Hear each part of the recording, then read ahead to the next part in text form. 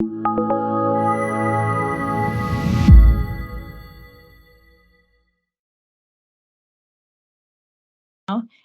can take it away. Thank you. Thank you, Rebecca. Can you hear me? Rebecca? Clement, you're on mute. Oh boy.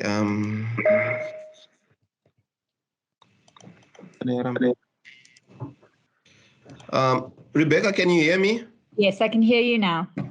All right. There is Dr. Nkomo, my colleague. Thank you very much. I would like to first to thank everyone for making your time within your busy schedules to attend this seminar. I'd like to thank my colleague, Dr. Lotti Nkomo, whom during one of our past times we just thought of this idea, and I'm really glad that we went ahead with this. This is not our area of study. We work on very different areas, but it's something that was just fascinating for us when it comes to the post-2000 Zimbabwe. I would like to thank my colleagues in the Department of History. Of course, you, Dr. Schwartz, for chairing, and of course, Ms. Pulani Kaba and Dr. Pasamias and Dr. Kufandurori, who is with the Southern Journal for Contemporary History. And last but not the least, I would like to thank Dr. Ngube, who agreed to be a discussant, and I'm hoping that he will join us. I would like to share my screen. I do have a PowerPoint, which I want to share with you. And I think there you can actually see. Again, the title is Purging the Colonial Ghost, Purging the Lingering Shadow of Colonialism, Zimbabwe's Third Chimurenga and the Struggle Over School Names. And there you can see it's a more recent current picture of one of the schools, which was named after Cecil John Rhodes, Cecil John Rhodes School, which is based in Gwelo, and in present-day Gweru. And this issue about school names was to animate Zimbabweans, especially between 2001 and 2002, 2003, there onwards. Zimbabwe entered a new historical phase from 2000 onwards that was characterized by a forceful wave of sponsored inward and black nationalism, which is commonly known as the Third Chimurenga. This nationalist agenda penetrated all aspects of Zimbabwe life, social, economic, political, and left no individual constituency unaffected.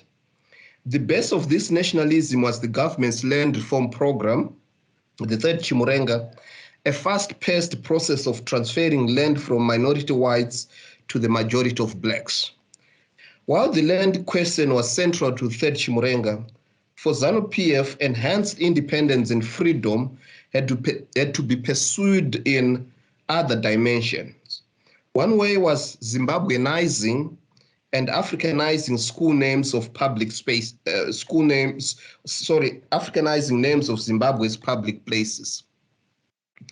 In 2001, the government adopted a policy that sought to rid its schools of names that celebrated or had links with colonialism and replace them with ones that celebrated Zimbabwe's anti-colonial struggle and heroes as defined by ZANU-PF, and we can go into greater detail about what it meant to be hero in our question and answer session.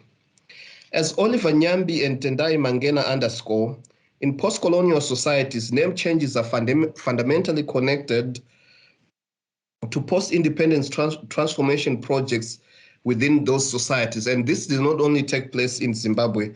I think here in South Africa, there's still that struggle to rename certain places, certain schools in the post-1994 period. In Zimbabwe, the new names had to contribute to the national project of renewal and restoration of a mass consciousness about the country's long and arduous struggle for independence, reflect its aspirations for full sovereignty as a Black-ruled state, and highlight the existence of the post-independence political dispensation. As a result, the names of individual heroes, those that refer to historical sites, monuments, natural and geographical iconography, and events connected with both Zimbabwean state building, connected to Zimbabwean state building and expressed revulsion against colonialism were to be used. To understand the revulsion against colonialism, one has to go back to the rise of African nationalism and liberation movements. A brief glance at Partha Chatterjee's observation in the unfolding of anti-colonial nationalism is instructive. Chatterjee placed national liberation thought into three phases: departure, maneuver, and arrival. In the moment of departure, elites familiar with Western concepts such as culture, nationalism, and progress used Western artistic instruments to resist Western domination and advocate for social and political reform. In Zimbabwe, the moment of departure was when the nationalist leaders began to emerge in the late 1950s and early 1960s, demanding independence from colonial rule. And here I just have two key political parties, that is ZAPU and ZANU, that were very central to the anti-colonial struggle. And I think what's really important here is the name, the Z in there, all their names, especially starting from the late 50s into the 60s, most of the political parties had a Zimbabwe in them. The movement was buttressed by a high cultural, linguistic, and ethnic consciousness, and epitomized by example the desire to replace the name of the colony, Rhodesia, named after the colonizer Cecil John Rhodes, with Zimbabwe. And you also find this even in terms of books that were being published, especially late 60s, early 70s. If one thinks of Lambe's iconic or ill-fated people, it has the title Zimbabwe in it. As Ngovu Gacheni and Williams and Galek argued, the name Zimbabwe was a product of nationalist protests to the cultural aggression of the colonialism, which sought to deny Africans historical achievements. In other words, Africans were going back into their culture to reclaim their culture, if one want to think of what Fanon has argued about. The toponymic redescription of the country to Zimbabwe gave historical validity to the nation that Africans aspired for. During the early phases of the moment of arrival, that is independence, the Rename Commission was established, and this was established in 1982, to reconsider the names of some institutions, towns, and streets in order to reflect the new political dispensation and power relations, and to rid the country of what Magudu, Muguti, and Mutami have termed alien identity. Again, this is a PowerPoint which shows the coming in of Zimbabwe, and it's from the Chronicle celebrating the independence, 18 April 1980. The new government changed some Rhodesian or foreign names of roads, public buildings, towns, and parks, and replaced them with African nationalist-oriented ones, particularly those heroes fashioned out of ZANU-PF's interpretation of the Zimbabwean and African past. For example, in Harare, Rhodes Avenue was renamed Herbert Chitepo, Stanley Avenue was renamed to Jason Moyo, and Victoria Street became Mbuya Nehanda. And these, all these Western names have connection either to colonialism or to the empire. As regards government buildings, E.L. Gray in Harare was renamed Mkwati, while Andrew Fleming Hospital, named after the first medical director of Rhodesia, was renamed Samuel Parenyatwa, who was the first black medical doctor and a political activist for the struggle. However, this initiative failed to mask the fact that the government did not invest enough in the renaming efforts it had promised to undertake in the immediate post-independence period. Right up to the 2000, for example, many roads, parks, suburbs, police and military barracks and stations continued to carry such names as King George, Chancellor Avenue, Rotten Row, Bradfield, Rhodesville, and Ascot. And this is just the capital, if you want to think of it in the early phases of the renaming. The capital was renamed from Salisbury to Harare. One of the towns, for instance, Mtali, was renamed Mutare. And this is a street where you can actually see the Cecil John Rhodes statue, which is over here. And this statue was removed, and the street was renamed to Samora Machel. And the statue was removed and right now is at the National Archives of Zimbabwe. On my left is the King George Barracks, and on my right are the same barracks when they were renamed only in 2017 to Josiah Magama Tongogara Barracks.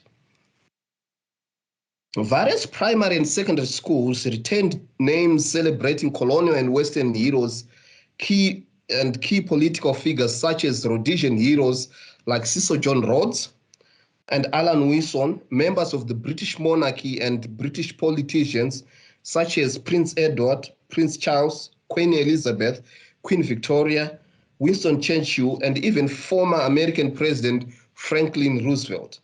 The place renaming project of the early 1980s clearly ran out of steam, as it sometimes appeared abandoned and at best proceeded in an ingenuous manner. In an era where Zimbabwe turned bayonets into plowshares, the Mugabe government wanted to maintain social, economic, and political stability. However, this was to change in the late 90s, but especially the early 2000s, where we witnessed ZANU-PF developmental nationalist project with suffering fatigue and a resultant decline in support, especially in urban areas, which saw, amongst other things, the rise of strong opposition, the movement for democratic change. The ruling party, due to this strong opposition and the suffering fatigue with developmental nationalist project, the ruling party was compelled to turn to nationalism to re-justify its rule. The new nationalism was powered by a sanitized version of the past, which Terence Ranger has termed patriotic history. The version imagined the nation in binary terms: black and white, Zimbabweans and white foreigners, revolutionaries versus patriots, heroes versus traitors and sellouts. ZANU-PF and MDC, rights-oriented civic groups organization, in that manner. So it's more or less like, if you want to think of it in a very Manichaean way, in which there are two opposites. While what was to be called the third Chimurenga was essentially a land agenda, its emphasis on the politics of identity and belonging triggered a number of sub-nationalisms, which amongst other things was the reactivation of the long-abandoned agenda of renaming government schools that carried white colonial and foreign names. For example, one of those schools is Victoria High School, which is located in present-day Masvingo, and Victoria High School is named after, if you want to think of it, Queen Victoria. The renaming of schools was a historical project that placed Zimbabwe's heroes at the center of performing the nation and involved a romanticization of the past and characters historically aligned to the ruling party in a manner that discredits elements challenging its hegemony. School names such as Nehanda&Kaguvi, heroes of the first Chimurenga, Sally Mugabe, Robert Mugabe's first wife, and Josiah Tongogara, for instance, commander of the Zimbabwe African National Liberation Army, the military wing of ZANU-PF, not only corrected a history that celebrated colonial rule and condemned indigenous Africans, but also made schools, quote unquote here, truly African and exorcise the ghost of white people who used to dominate all aspects of our lives. And we get this quotation which influenced our title from The Patriot, which is a ZANU-PF newspaper. The Minister of Education by then, Enias Chigwedere, made clear the government's direction as regards to the policy of renaming of schools, declaring that they had to do something about the quote-unquote so many offensive names that some of our government schools bear, which resemble the continual influence of Britain. This discourse accounts for the renaming of schools such as Cecil John Rhodes Primary School in Gweru, Alfred Bates School in Harare, or Victoria High School in Masvingo, whose original names invoked British imperialism. The permanent secretary in the Ministry of Education, Sports and Culture, Thompson Todzo, called the process, that is the renaming of schools, a revolution to rid of the appalling obscenities which do not reflect the African heroism. So these names were obscenities which did not reflect African heroism. Nevertheless, it must be noted that the project became more or less a ZANU-PF project, and we can talk more about that, with many of the names of the heroes, especially those from the Liberation War and from the Third Chimurenga, where many of those names that were suggested were associated with ZANU-PF.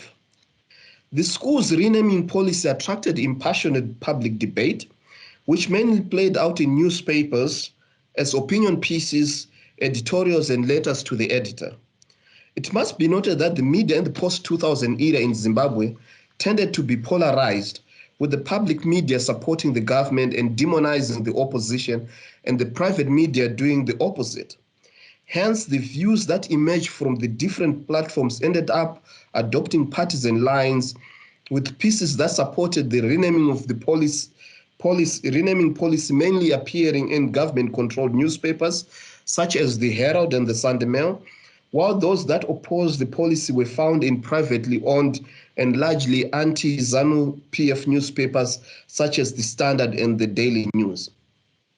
Within these debates, ZANU-PF supporters agreed with the decolonization and Africanization of school names, while the MDC supporters believed that it was another of ZANU-PF's so-called misplaced priorities at a time the country was facing various social, political, and economic crises. The argument by ZANU-PF supporters rode on the narrative set by the party that justified the renaming of schools carrying colonial names as curing the colonial hangover, or as, in other words, as a patriotic idea and an opportunity to allow Zimbabweans to recognize historical developments and to reflect its political and cultural aspiration, that is Zimbabwe as a nation. Martin Stobbart later praised Chigwederes for doing a fine job when he argued that his innovative actions, that is Chigwedere, clearly serve national interest. When one considers that this change is coming 21 years since independence, one gets angry.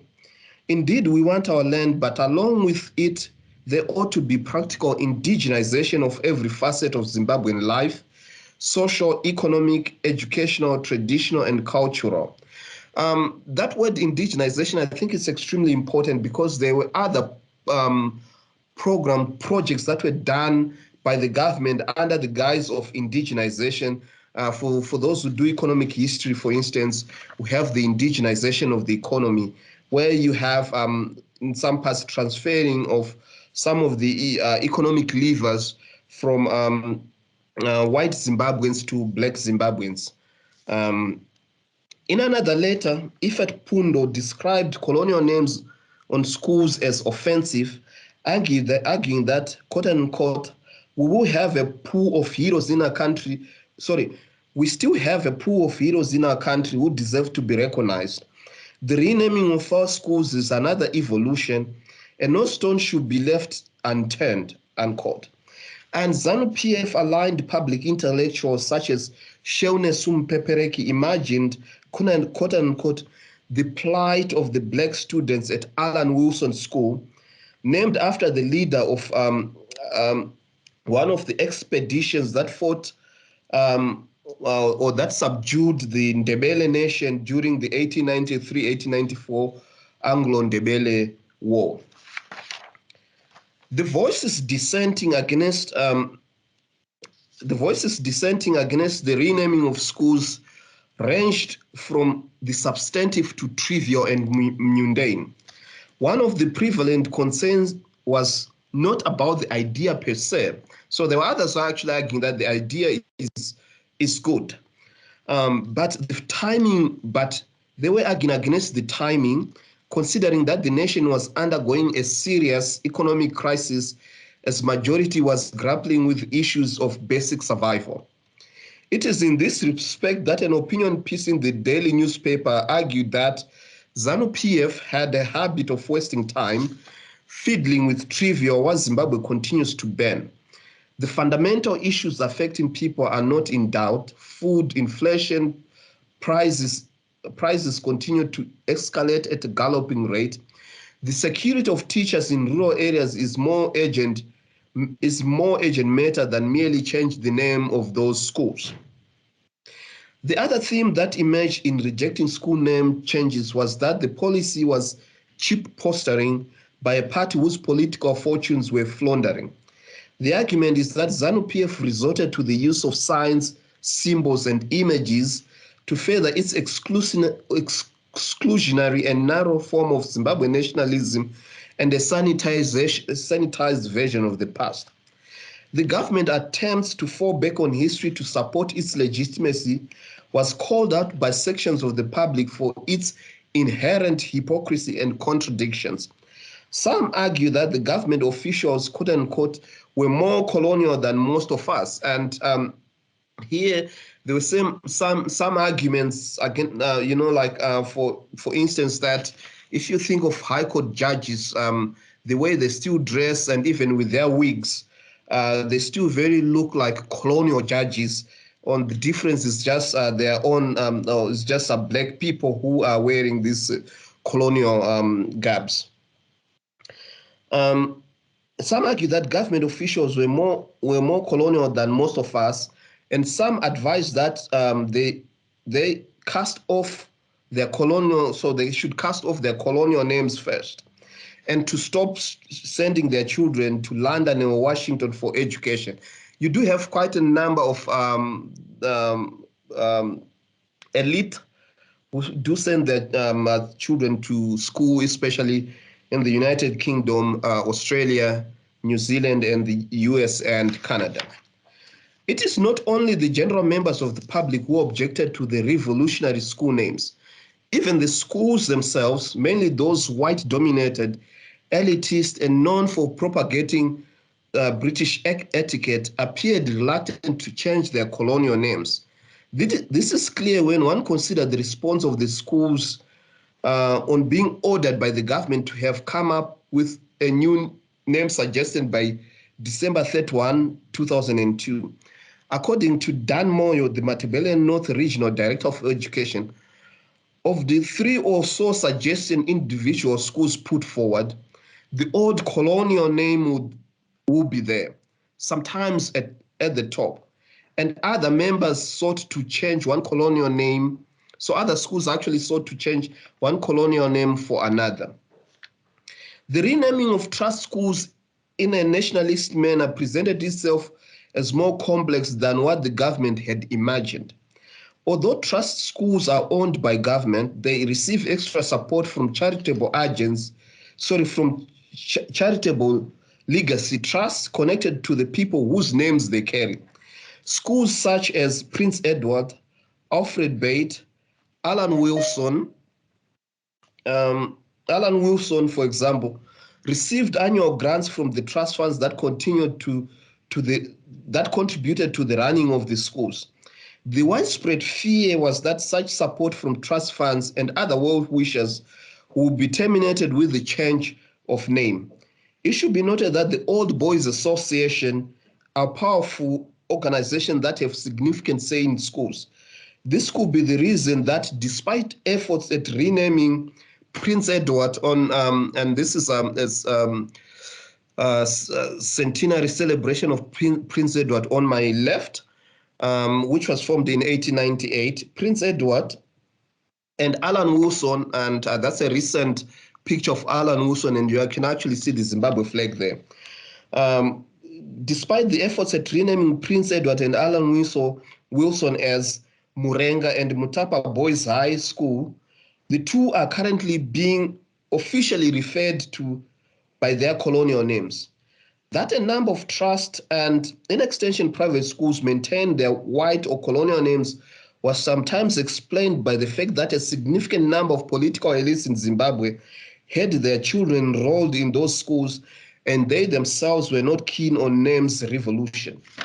Mupepereki, a close associate of ZANU regime, accused his comrades in both Zimbabwe's parliament and cabinet of preferring to cling on to European school names and symbols.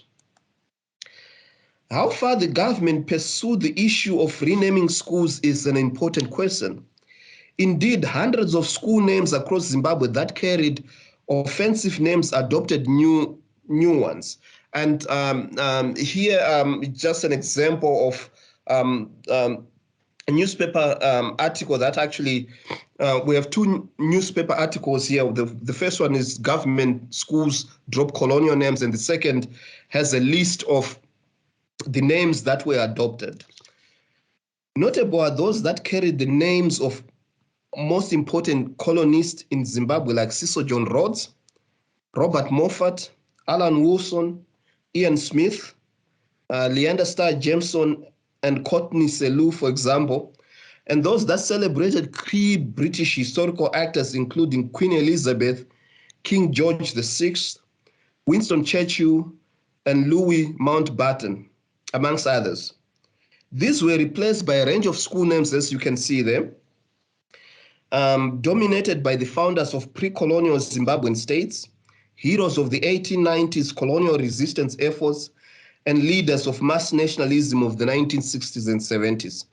However, it can be argued that efforts at renaming these schools had missed the results, as we have already mentioned that the colonial shadow lingered on. Even today, even when those schools were advertised in 2002, 2003 newspaper that they had changed their school names, adopting indigenous Africanized name. Even today, most of those schools are still known by their colonial names. We argue that the study of toponymic description with a particular emphasis on school names in early post-2000 Zimbabwe opens a window into examining the deeper forces affecting the nation at the time. Besides the rise of opposition politics that shook to the core the ruling party's stronghold on national politics and the resurgence of narrow and exclusive nationalism, an examination of onomastic practices, that is the renaming of school names, allow us to interrogate, amongst other things, the commitment of some elites, even those within ZANU-PF, to the project, and also appreciate the impact of the early post-2000 economic crisis. Thus, the mixed results of the exercise are inextricably intertwined with the issues underscored above. The renaming of schools experienced mixed results due to the narrow and partisan approach the exercise took. Because it was driven by the ruling party, which claimed to be under siege from the opposition party and the colonial master in the West, it ceased being a national project. It sidelined those whose political views were not aligned to the ruling parties. Indeed, debates became polarized, while those aligned to the ruling party supporting the exercise with tenacity, and the opposite for those supporting the opposition party. Furthermore, the case of trust and, in extension, private schools that maintain colonial names bring home the unwillingness of the elites, even those within the ruling party, to part ways with what Kizito Muchemwa has termed colonial remains, or what we mention in our paper, the colonial debris. In this case, the revolution was sacrificed at the altar of prestige and financial expedience. Last but not the least, in the early phases of Zimbabwe's post-2000 economic crisis, which in part was a result of the third Chimurenga, onomastic practice was viewed as wasteful. Instead, the government was supposed to concentrate on arresting the economic decline. Thank you very much. Thank you very much, Dr. Masakure, for that presentation. I'd like to open the floor to questions now. If you would like to indicate by raising your hand, if you've got a question, alternatively, you can type it into the question box.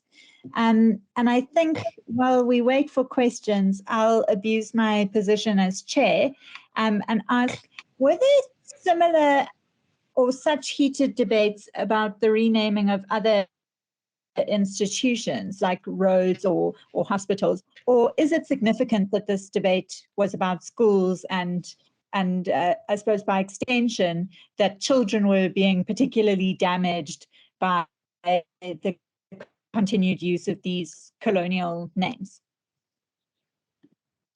Lotte, would you want to go? Yeah, thank you very much. I have unstable internet here, but I hope I got the question well. Yes, there were issues raised in the public, newspapers, on TV, on news about changing the names of hospitals, clinics, roads, and everything. But it appears schools received the most attention or caused the most public uproar or more intense debate, particularly because ZANU-PF, by its nature, we mentioned it somewhere in the paper, is a party that is very conscious of history in courts. It resorts to history a lot when it's to defend its current policies. It's one of the parties, according to Ranger, that takes history seriously when you compare with others in the region. So schools were a source or a platform of historical debate. Firstly, ZANU-PF claims that schools were one of the key areas to brainwash people. It was one of the key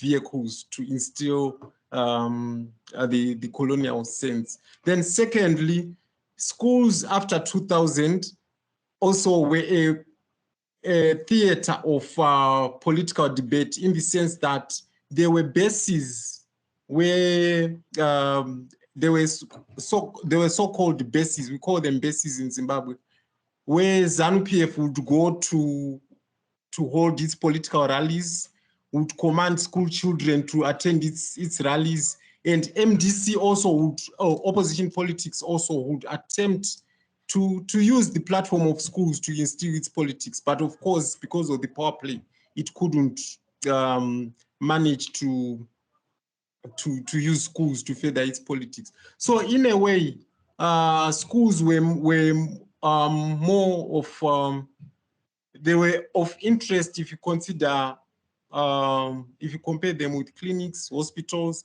Also, in a sense, schools were political. They were also, what do you call them? Voting centers. So there were a lot of politics that revolved around schools. You could use schools to further your political ideology. You could use schools as basis for political violence. That's where people were being beaten. You could use schools as voting centers. And they could use schools as resources, because they would get buses to ferry people to, school buses were commandeered to ferry political party supporters to different political rallies. So in a way, schools were more of interest as compared to other public institutions. If I may just come in to add on to what Dr. Nkomo is saying, you do have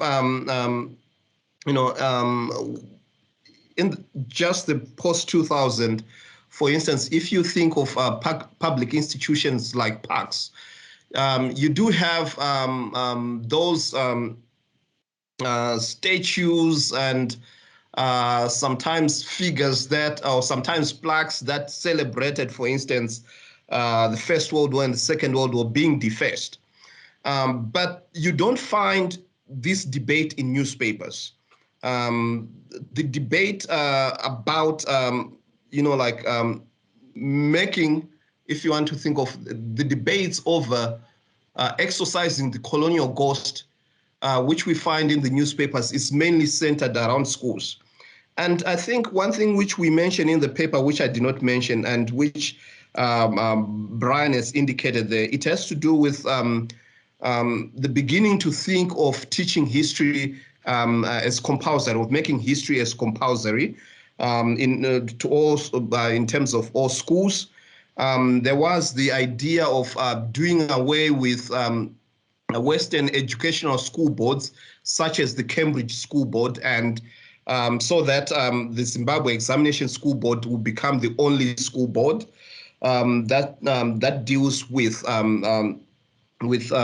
examinations.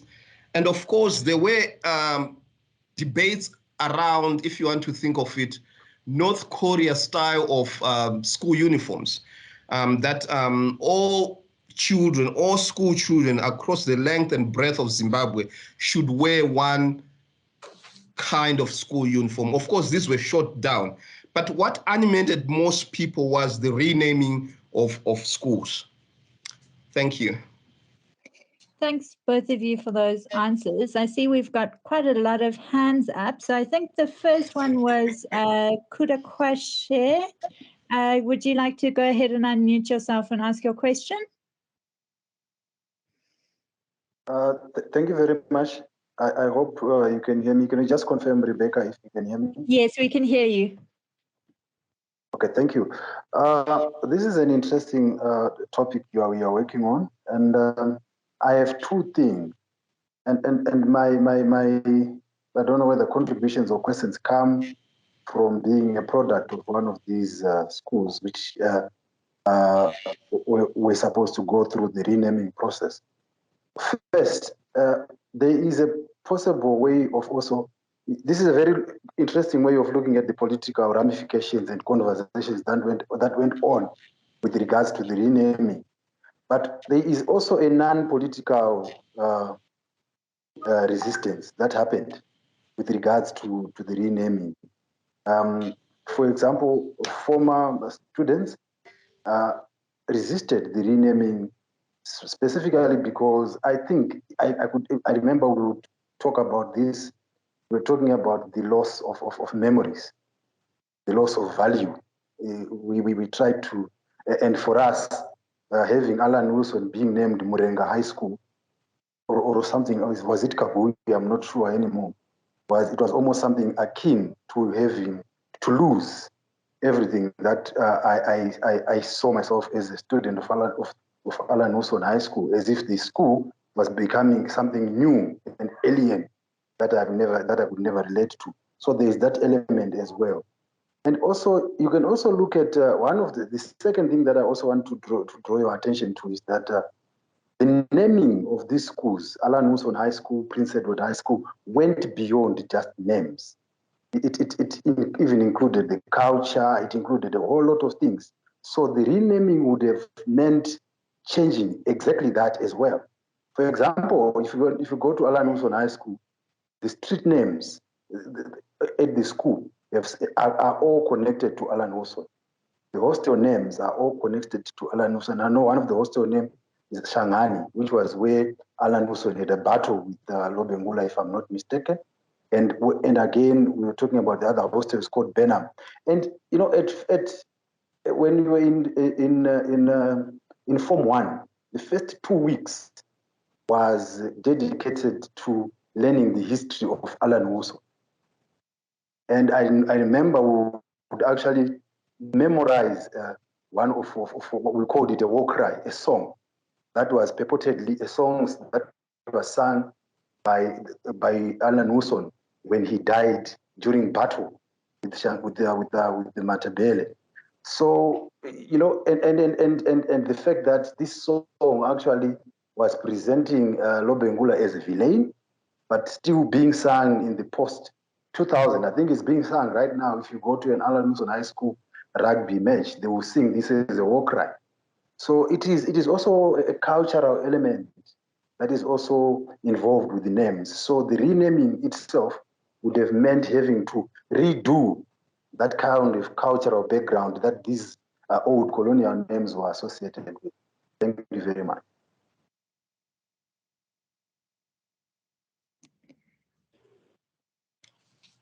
Yeah, thanks very much, Kuda, for those interesting questions. I think if we decide to interview people, you'll be one of our key interview informants.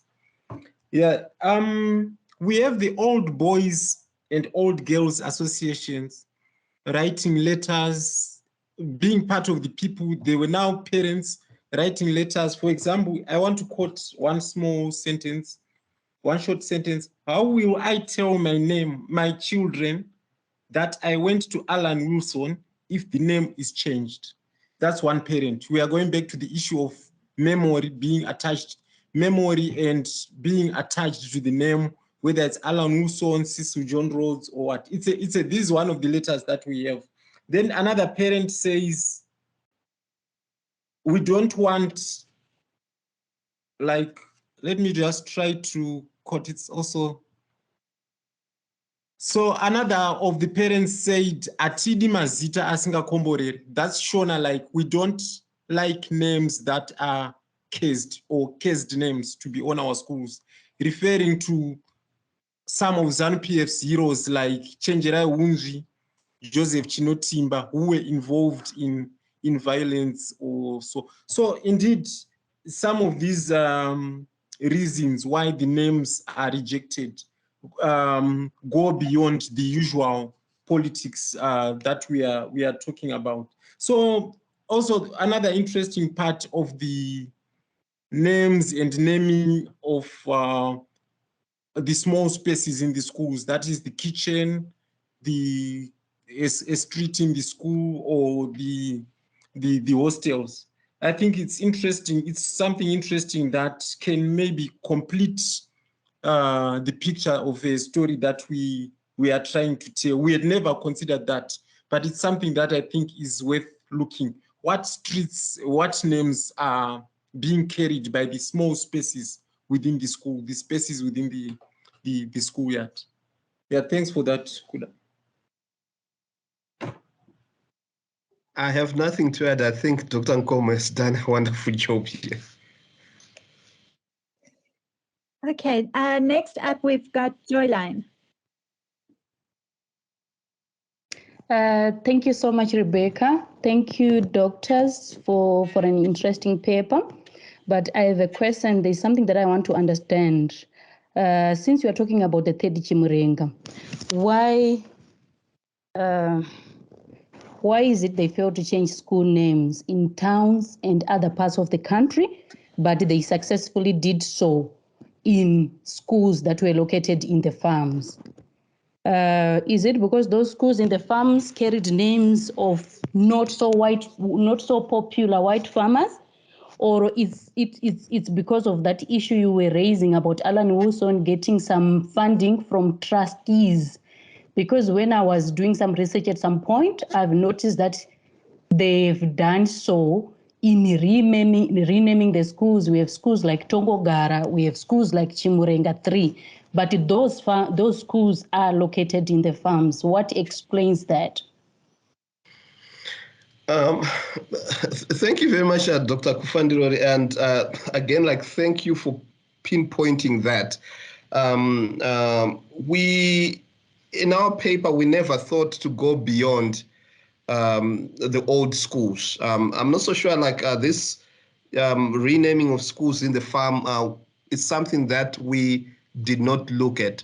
We're just mainly looking at some of these key prominent, if I can put it, quote unquote, in your face kind of schools. If you think of a school such as Queen Elizabeth, for instance, Allan Wilson, I have a picture several times of Cecil John Rhodes Primary School.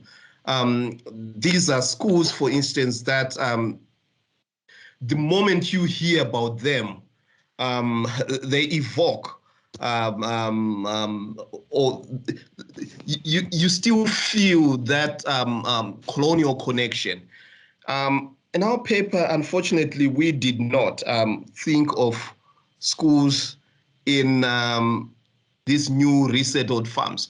But I would like to argue that it's possible that in resettled areas, they managed to rename them because it's now areas which under control of war veterans. So if you think of how within those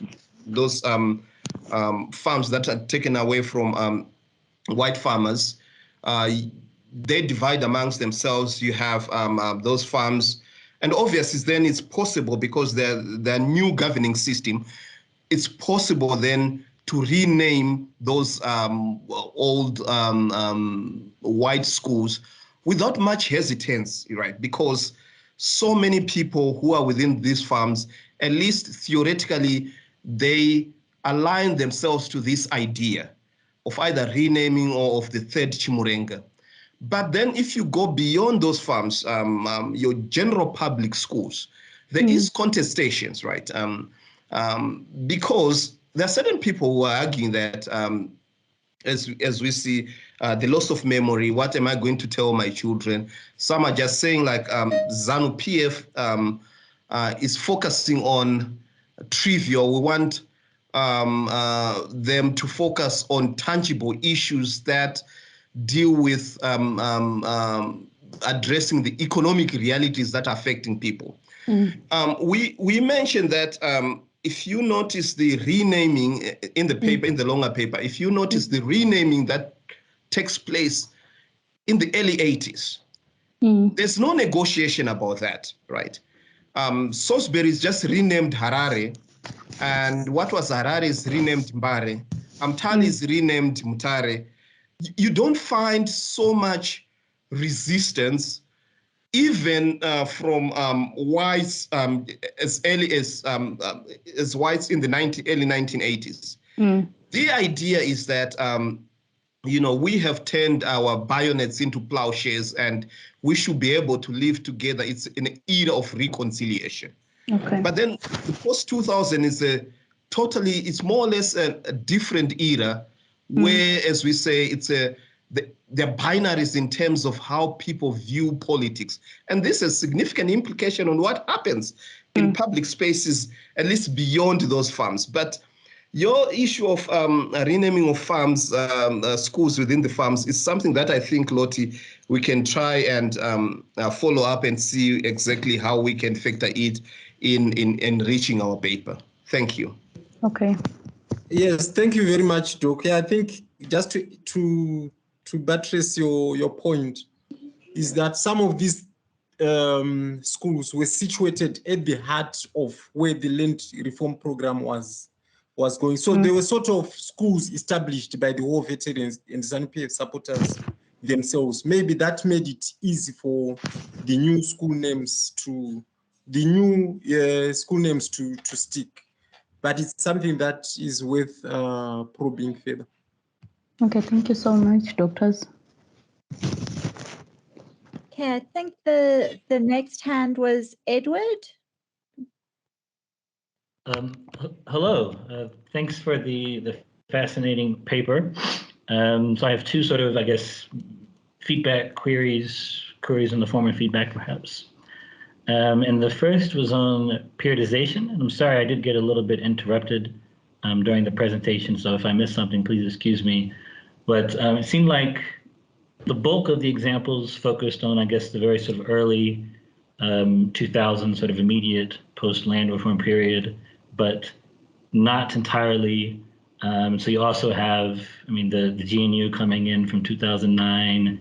You have Monongago coming in from 2017. So I was just wondering if you could elaborate a bit about the scope and I guess how you all are defining the third Chimurenga.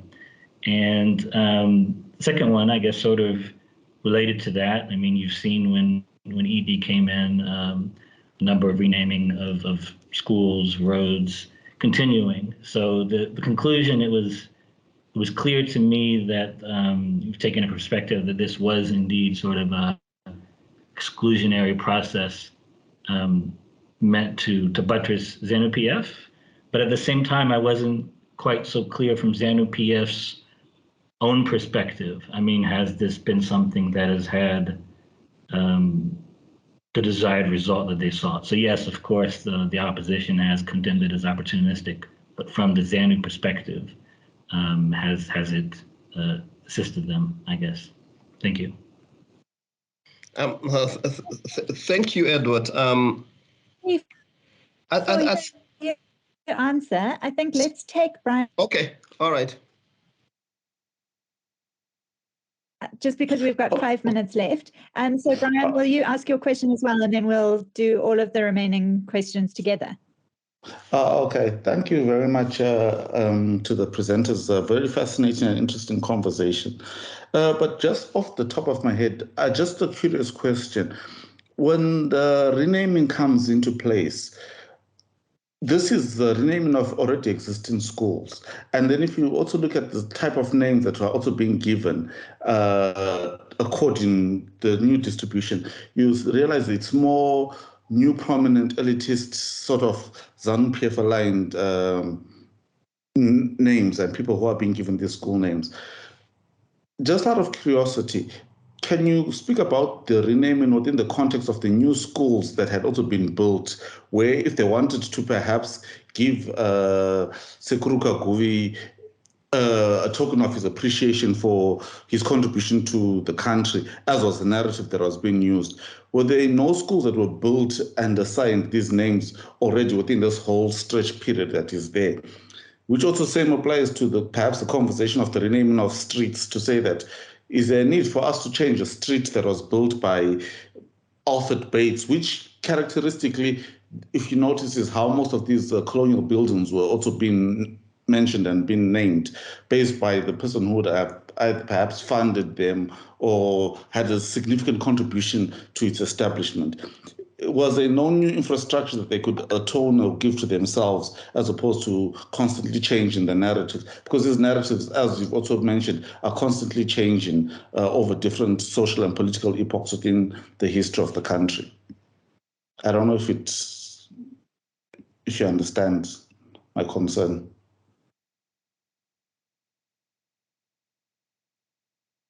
Rebecca, can we respond? Yes, please do. Go ahead. All right. I'll start with Edward. In terms of the periodization, what we are just doing here, whilst we know it's a ZANU-PF project, I think what we did was just to look at this project under one minister who was very energetic in terms of how he went about trying to make these changes. So this is mainly under the period of Enias Chigwedere, a historian, of course, very controversial in terms of his historical methods, a chief, a very significant political activist, and a key educationist, right? And he became more or less the symbol of this effort of renaming schools. So in terms of our periodization, mainly, if I'm not mistaken, Lotti, we don't even go beyond 2004, because yes. I think we just look at the period that starts 2001 when they start debating about this, and you begin to find more of these debates in the newspapers until 2003, 2004, when it became evident that even after some names have been publicized in the newspapers that they have been changed, the old names are still continuing. And you're absolutely right. Even post Mugabe era, the new dispensation that came in after the coup, let me call it the coup dispensation, is also trying to stamp its authority on these places, on these spaces, by renaming not just schools, Rhodes, if you think of the efforts of renaming all major military barracks within in all the key centers, as I've indicated, I have, for instance, the picture of King George VI barrack, which was only renamed in 2017 after Josiah Magama Tongogara, only in 2017 as a project of the new dispensation that's come in. So in terms of our time period, we focus just the first 4 years of the post-2000 era. We don't go beyond that, because after that, you don't find in the newspapers debates about these names. Of course, they resurface when the new dispensation comes in, about when it comes renaming some old roads, and people say, like, as what Brian was trying to say, why don't you build your own road and leave that road alone? You can't rename a road 4th Street. You can't rename 4th Street as Simon Mzenda, yet there is a sequencing in terms of how that naming was done when it comes to the naming, for instance, 4th Street in Harare. In terms of the desired results, unfortunately, we on the ZANU-PF side, there isn't much, they said, because it seems, at least going through the Patriot, which we can argue is one of the mouthpiece of ZANU-PF, there's still complaints, as we say, that some of their members are not wholeheartedly invested in the project. But nothing is done, especially in the post-2004 period, until, of course, as we said, like with the new dispensation coming in.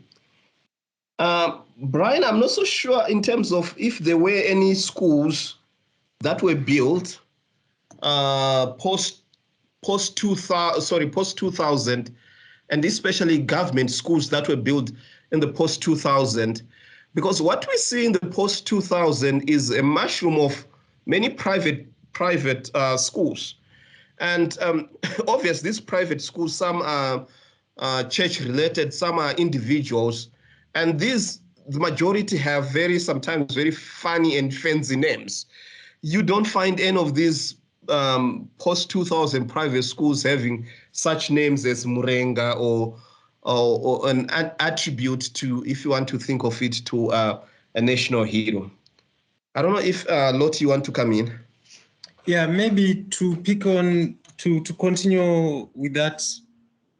Most of these schools are built by, at least I can say that often, most of these schools are built by people connected to ZANU-PF, these post-2000 private schools. But none of them really name those schools after the heroes of the first, second Chimurenga, or the pre-colonial state makers. They are given these schools like Mother Touch High School, or Mother Touch Primary School, or a New Age high school.